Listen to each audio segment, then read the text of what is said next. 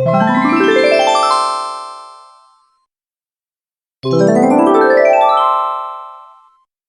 आदाब, सत श्री अकाल। मैं दीक्षा चौधरी अपने YouTube चैनल लर्निंग जिना में आप सभी का फिर से स्वागत करती हूँ।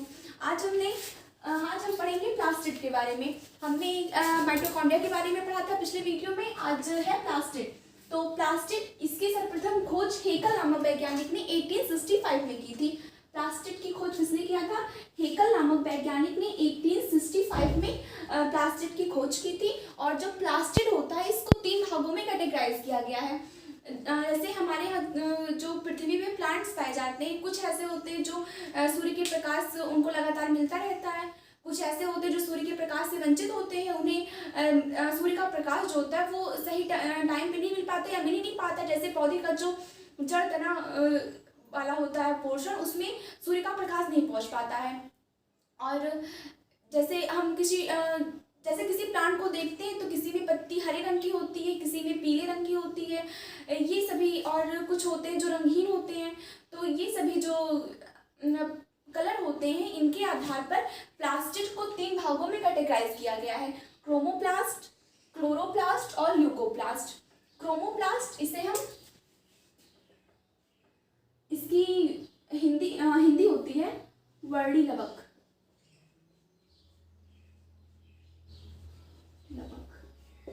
इसकी हिंदी होती है हरित लवक। और ल्यूकोप्लास्ट, इसकी हिंदी होती है अवर्णी लवक।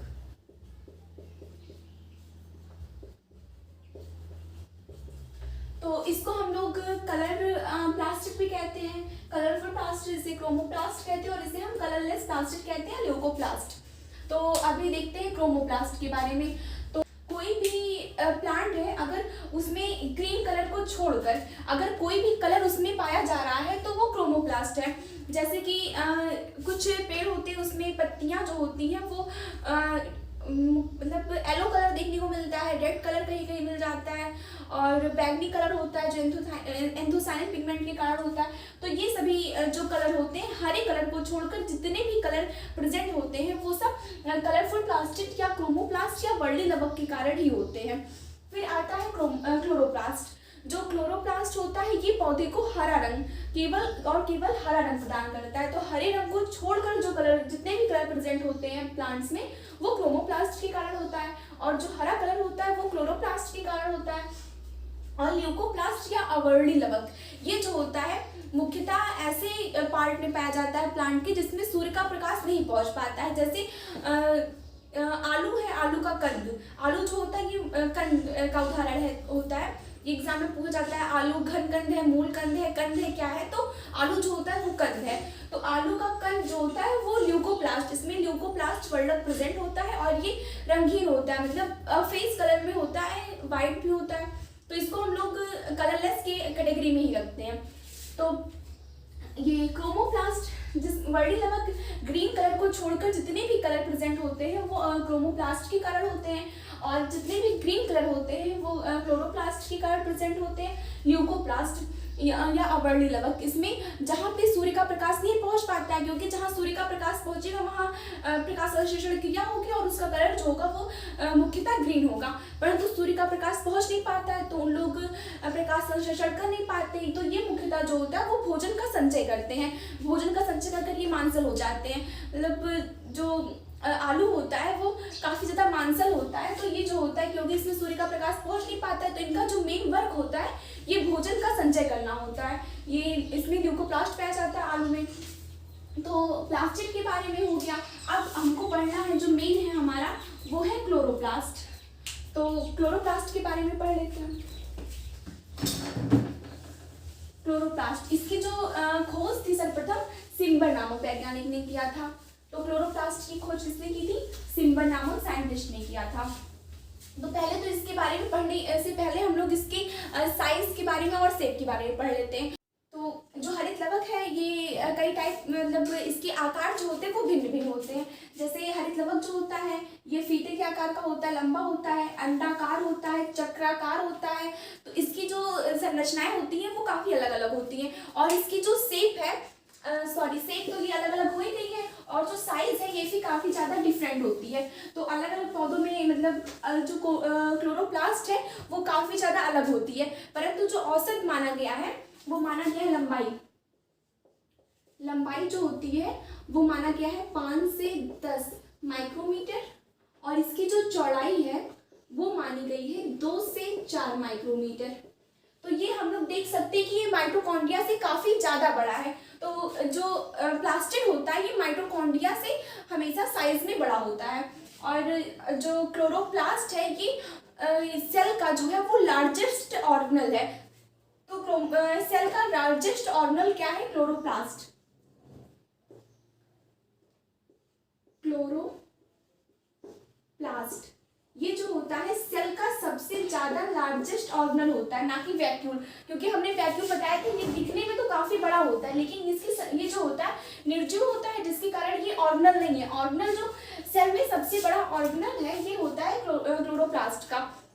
तो क्लोरोप्लास्ट की जो लंबाई है वो 5 से 10 माइक्रोमीटर है, और चौड़ाई जो है वो 2 से 4 माइक्रोमीटर तक होती है। और जो क्लोरोप्लास्ट होता है एक कोशिका में लगभग 20 से 40 क्लोरोप्लास्ट पाए जाते हैं। इनके जो नंबर होती है संख्या, ये एक सेल के अंदर 20 से 40 होती है।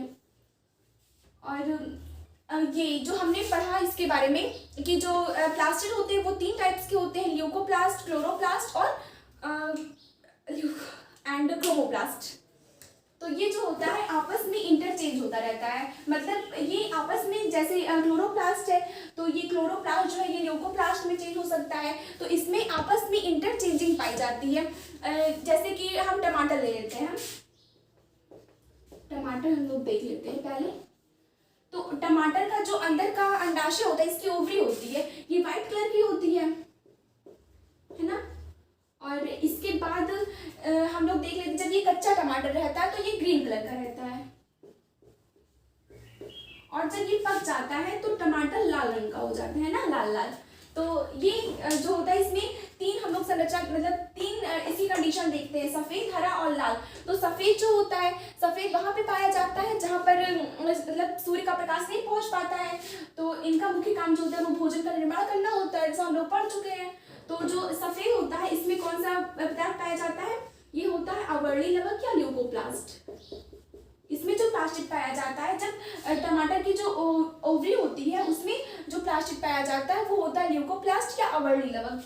और जो जब ये ग्रीन कलर का होता है कच्चा टमाटर, तो इसमें क्लोरोप्लास्ट पाया जाता है या हरित लवक।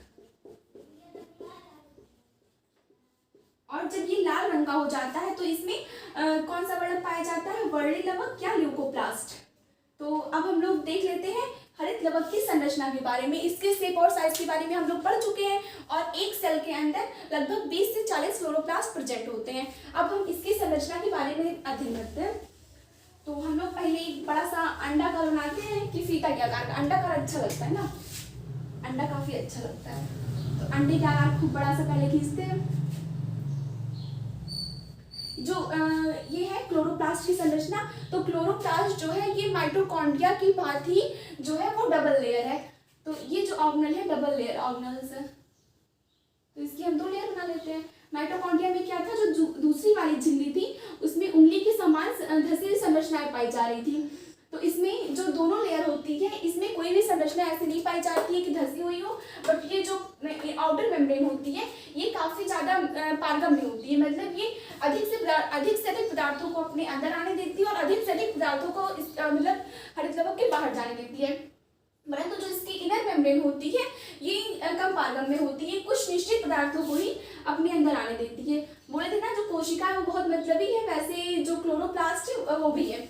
तो इसका जो क्लोरोप्लास्ट का जो इनर मेम्ब्रेन है इसके काम का जो मटेरियल रहेगा वही अंदर जाने देगी, और जो काम का नहीं रहेगा उसको बाहर कर देगी। तो इसकी जो इनर मेम्ब्रेन होती है वो ज़्यादा पारगम्य, वो कम पारगम्य होती है किसके अपेक्षा? आउटर मेम्ब्रेन की अपेक्षा। तो ये क्या हुआ?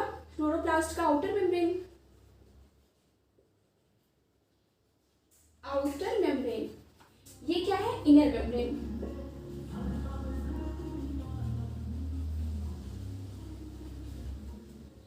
अब इसमें जो मैट्रिक्स होता है, मैट्रिक्स उसमें क्या था माइटोकॉन्ड्रिया में, जो इसमें कोशिका द्रव्य प्रेजेंट था माइटोकॉन्ड्रिया में, जो जल संरचना थी जेली टाइप वाली, उसको हम मैट्रिक्स कहते हैं। तो इसमें हम कहेंगे स्ट्रोमा।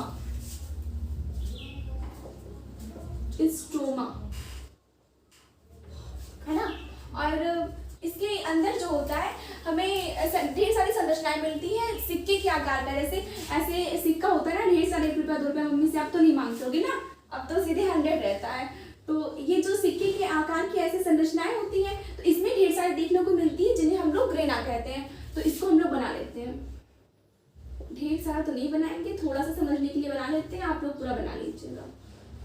तो ये जो ग्रेना होते हैं ये आपस में स्ट्रोमा लैमेली के द्वारा जुड़े होते हैं। ये क्या है जो एक दूसरे को कनेक्ट कर रहा है, ये क्या है, स्ट्रोमा लैमेली।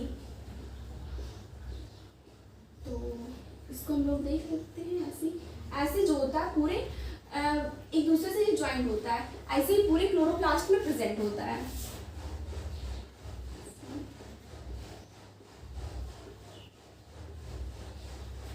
ना। तो अब हम इसको क्या कहते हैं, ग्रेना। और ये जो अटैच होता है एक ग्रेना से दूसरे ग्रेना को जो जोड़ने का कार्य करता है, ये जो पट्टियां पाई जाती है इसे हम बोलते हैं स्ट्रोमा लैमेली। यहाँ पे लिख देते हैं, क्या बोलते हैं, स्ट्रोमा लैमेली। और इसकी एक इकाई जैसे ग्रेना है, जैसे कि 5-5 रुपए को हम ढेर बनाते हैं, तो ऐसे कुछ ढेर बना समझ लेते हैं ना, ये समझ लो 5 रुपए, इसके ऊपर फिर 5 रुपए रखे, फिर 5 रुपए रखे, फिर तो एक ढेर प्राप्त हुआ ना। तो ये तो सिक्कों का ढेर है, लेकिन एक जो इसका इकाई है ये तो सिक्का ही है ना, तो ये ग्रेना है, ये पूरा मिला के ग्रेना है। लेकिन ग्रेना की एक इकाई को क्या बोलते हैं, थाइलाकॉइड। तो ग्रेना की एक इकाई को क्या बोलते हैं, थाइलाकॉइड,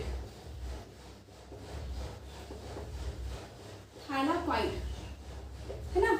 तो जो ग्रेना होती है, एक हमने देखा कि एक कोशिका में जो हरित लवक होती है वो 20 से 40 हरित लवक होते हैं, और एक हरित लवक में 40 से 60 ग्रेना होते हैं। तो ग्रेना की संख्या कितनी होती है, 40 से 60। एक क्लोरोप्लास्ट में ग्रेना की संख्या 40 से 60 होती है, और एक ग्रेना में कम से कम 10 से 100 झिल्लियां पाई जाती हैं, या यही इकाई होती है जिसे हम लोग इकाई बोल सकते हैं। तो एक ग्रेना में लगभग 10 से 100 तक लेकर संरचनाएं पाई जाती हैं, झिल्लियां पाई जाती हैं, जिन्हें हम लोग थाइलाकॉइड कहते हैं। एक थाइलाकॉइड पे लगभग 250 से लेकर 300 संरचनाएं पाई जाती हैं, जो ऐसे समझ लेते हैं ये एक थाइलाकॉइड है। तो इसकी एक मतलब ये पूरा ग्रेना है, और इसकी इकाई को बोलते हैं थाइलाकॉइड। और हम जब एक थाइलाकॉइड लेते हैं तो इसमें ऐसी संरचनाएं पाई जाती हैं। तो ये जो संरचनाएं होती हैं इन्हें हम लोग कॉन्डाजोम्स कहते हैं। क्या बोलते हैं, कॉन्डाजोम्स। और इस कॉन्डाजोम्स के ऊपर ये ऐसी गोला संरचनाएं पाई जाती है, मतलब गोलाकार, और इसमें जो होता है क्लोरोफिल प्रेजेंट होता है। और यही जो क्लोरोफिल होता है, यही जो पत्तियों का हरा रंग होता है, ये क्लोरोफिल के कारण ही होता है। तो जो कॉन्डाजोम्स होते हैं इसके अंदर क्लोरोफिल होता है। तो पहले देख लेते हैं, जो पूरी कोशिका होती है, ये देख ना, ये मान लीजिए पूरी कोशिका है, ये जो बोल्ड है ये पूरी कोशिका है। तो कोशिका के अंदर क्या पाया जाएगा, क्लोरोप्लास्ट। क्लोरोप्लास्ट के अंदर पाया जाएगा हमारा ग्रेना। ग्रेना के अंदर थाइलाकॉइड। थाइलाकॉइड के ऊपर क्रोमोसोम्स और कॉन्डाजोम्स, और कॉन्डाजोम्स के ऊपर क्लोरोफिल प्रेजेंट होता है। और जो कॉन्डाजोम्स की संख्या होती है वो 250 से 300 के आसपास की होती है। और अब इसमें जो होता है एक एंजाइम पाया जाता है, जिसे कहते हैं रोबिस्को। रोबिस्को जो होता है वो पृथ्वी पे पाया जाने वाला, मतलब सबसे अधिक मात्रा में पाया जाने वाला एंजाइम है, जो किसके अंदर पाया जाता है, क्लोरोप्लास्ट के अंदर पाया जाता है। जो क्लोरोप्लास्ट की 16% प्रोटीन होती है वो रोबिस्को एंजाइम के कारण ही होती है।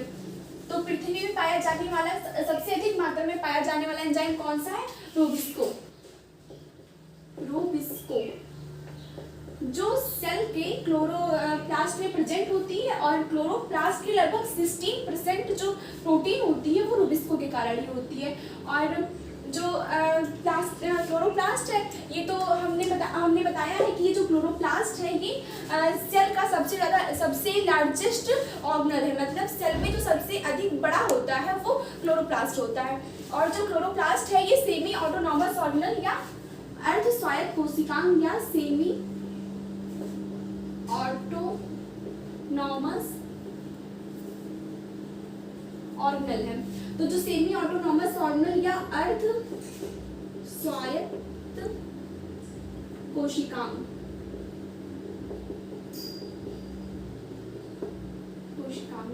तो ये अर्धस्वायत्त कोशिकांग क्यों है? क्योंकि इसमें माइटोकॉन्ड्रिया भी क्या थी? अर्धस्वायत्त कोशिकांग थी। और हमने ये बोला भी था कि एक पेपर में बहुत अधिक पूछा जाता है कि ऐसे दो ऑर्गेनल के नाम बताइए जो सेमी ऑटोनॉमस ऑर्गेनल है, या ऐसे दो कोशिकांगों के नाम बताइए जिसमें अपना खुद का डीएनए पाया जाता है। तो पहला क्या था? माइटोकॉन्ड्रिया, और दूसरा क्लोरोप्लास्ट। तो इसमें खुद का डीएनए पाया जाता है जिसके कारण ये रिप्लिकेशन करते हैं। तो जो हरित लवक का निर्माण होता है वो पुराने हरित लवक से होता है, क्योंकि इसमें डीएनए, स्वयं का डीएनए पाया जाता है, तो ये अपना रिप्लिकेशन कर सकते हैं। रिप्लिकेशन मतलब अपनी जैसी कॉपी का निर्माण कर सकते हैं। तो जो हरित लवक है इसका निर्माण दो तरीके से होता है। एक तो जैसे इसमें डीएनए पाया जाता है, जिसका डीएनए होता है ये सर्कुलर होता है, तो इसमें खुद का डीएनए पाया जाता है, जिससे कारण इसमें रिप्लिकेशन होता है और अपनी जैसी कॉपी का निर्माण कर लेते हैं। तो इस तरीके से एक हरित लवक का निर्माण हो गया। और हरित लवक में जब विखंडन होता है तो उससे भी एक हरित लवक से दूसरे हरित लवक का निर्माण हो जाता है। तो हरित लवक निर्माण की दो विधियां, एक विखंडन द्वारा, एक रिप्लिकेशन द्वारा, और इसे अर्धस्वायत्त कोशिकांग कहते हैं। और जिस प्रकार से माइटोकॉन्ड्रिया में जो राइबोसोम थे वो 70 प्रकार के राइबोसोम होते हैं, सेम उसी प्रकार से जो क्लोरोप्लास्ट में राइबोसोम पाए जाते हैं वो भी 70 टाइप के ही होते हैं। और अब इसके हम फंक्शन के बारे में पढ़ लेते हैं। क्लोरोप्लास्ट के फंक्शन क्या है? तो क्लोरोप्लास्ट क्या करता है? ये तो हम बोले पहले कि ये जो होता है हरा रंग प्रदान करता है पौधों को, मतलब पौधों की जो पत्तियां होती हैं उसका हरा रंग किसके कारण होता है? क्लोरोप्लास्ट के कारण होता है। जो क्लोरोप्लास्ट होता है ये अधिकतर पत्तियों की मध्यवर्ती कोशिकाओं में पाया जाता है। तो ये जो होता है पौधों को हरा रंग प्रदान करता है, और ये जो होता है प्राकृतिक सौंदर्य को बनाए रखता है। जो क्लोरोप्लास्ट होता है, जितने भी प्लास्टिड होते हैं वो प्राकृतिक सौंदर्य को बनाए रखते हैं। प्राकृतिक सौंदर्य, प्राकृतिक तो लिखना ही भूल गए, सौंदर्य, प्राकृतिक सौंदर्य को बनाए रखते हैं।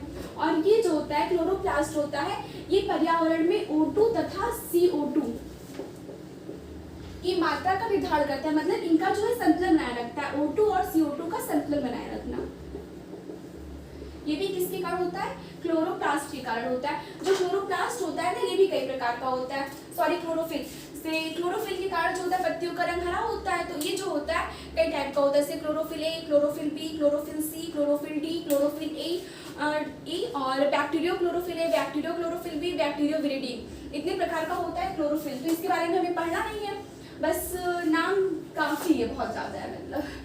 और ये O2 और CO2 का संतुलन कैसे करता है? तो इसमें जो होती है ना दो प्रकार की अभिक्रिया होती है, एक तो प्रकाशीय अभिक्रिया होती है, दूसरी अप्रकाशीय अभिक्रिया होती है। तो प्रकाशीय अभिक्रिया को बोलते हैं लाइट रिएक्शन, और अप्रकाशीय अभिक्रिया को बोलते हैं डार्क रिएक्शन।